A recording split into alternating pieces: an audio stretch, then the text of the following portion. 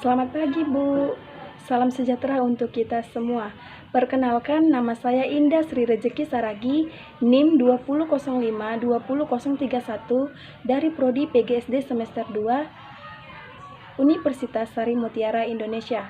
Baik, di sini saya akan menjelaskan materi tentang proses makhluk hidup dan kehidupannya. Selamat menyaksikan. Materi yang pertama yaitu ciri khusus makhluk hidup. Seperti yang kita ketahui, bahwa setiap makhluk hidup memiliki ciri-ciri yang membedakan antara makhluk hidup satu dengan makhluk hidup lainnya. Adapun ciri-ciri makhluk hidup dibagi menjadi dua bagian, yaitu ciri umum dan ciri khusus. Adapun ciri umum makhluk hidup adalah: pertama, bernapas; kedua, bergerak; ketiga, berkembang biak; yang keempat, tumbuh; kelima, berkembang; keenam, memerlukan air; ketujuh, memerlukan makanan; kedelapan, mengeluarkan zat sisa; dan yang kesembilan, peka terhadap rangsang. Berikut contoh beberapa hewan dan ciri khususnya. Yang pertama adalah bunglon. Bunglon merupakan salah satu jenis reptilia yang termasuk dalam kelompok Agamidae. Bunglon memiliki kemampuan mengubah warna kulitnya sesuai dengan tempat yang disinggahinya. Yang kedua, kelelawar. Kelelawar adalah binatang yang aktif di malam hari, termasuk untuk mencari makanan, sehingga dia disebut binatang nokturnal. Yang ketiga, cicak. Cicak adalah hewan reptil yang biasanya merayap di dinding rumah. Cicak berwarna abu-abu, tetapi ada juga berwarna coklat kehitam-hitaman. Cicak biasanya berukuran 10 cm. Cicak bersama dengan tokek dan sebangsanya tergolong ke dalam suku Geckonidae. Yang keempat, bebek. Bebek merupakan sebangsa burung yang hidupnya sering di air. Bebek memiliki paruh yang datar dan tumpul, berguna untuk menyaring makanan dari dalam air. Yang kelima adalah kucing.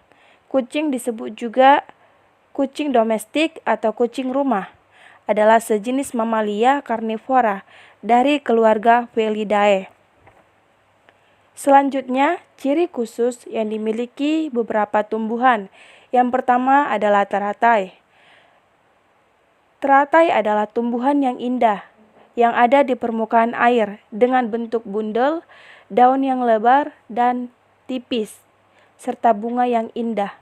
Daun yang lebar dan tipis memudahkan tumbuhan teratai untuk berfotosintesis, melakukan penguapan air sebanyak-banyaknya.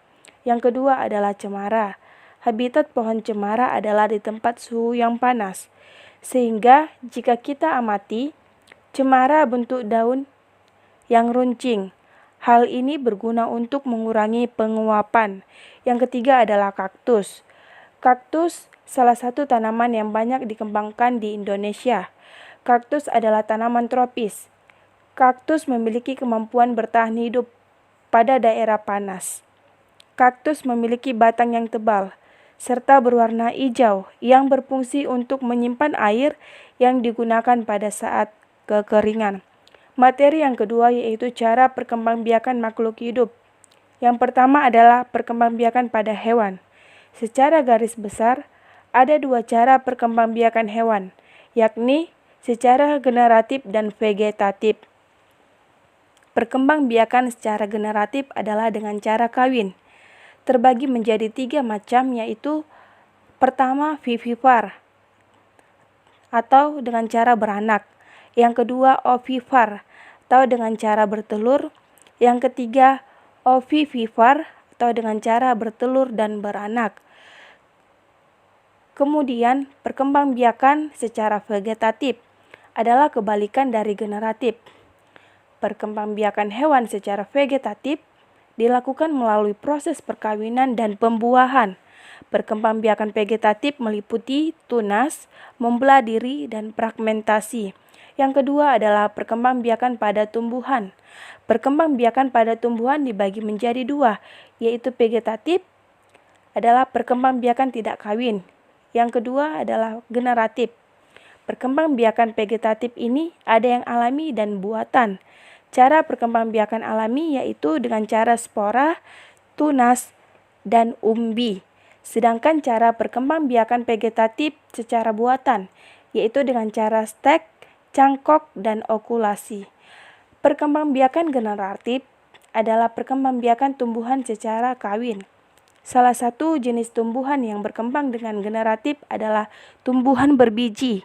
Alat perkembangbiakannya adalah bunga. Biji ini dihasilkan setelah terjadi penyerbukan pada bunga.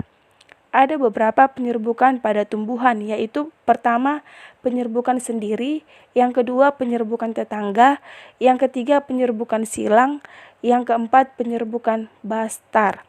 Yang ketiga adalah perkembangbiakan pada manusia. Agar dapat berkembang biak dan melestarikan keturunan, manusia melakukan perkembangbiakan secara generatif melalui perkawinan. Untuk melakukan perkembangbiakan harus diawali tahap menuju kedewasaan. Manusia dapat memulai proses perkembangbiakan ketika dewasa. Sebelum dewasa, manusia mengalami proses menuju kedewasaan yang ditandai dengan masa pubertas. Tahapan masa pubertas merupakan salah satu tahapan yang selalu dilalui oleh setiap manusia. Selama masa pubertas, setiap manusia akan mengalami pertumbuhan yang sangat cepat dengan disertainya banyak perubahan.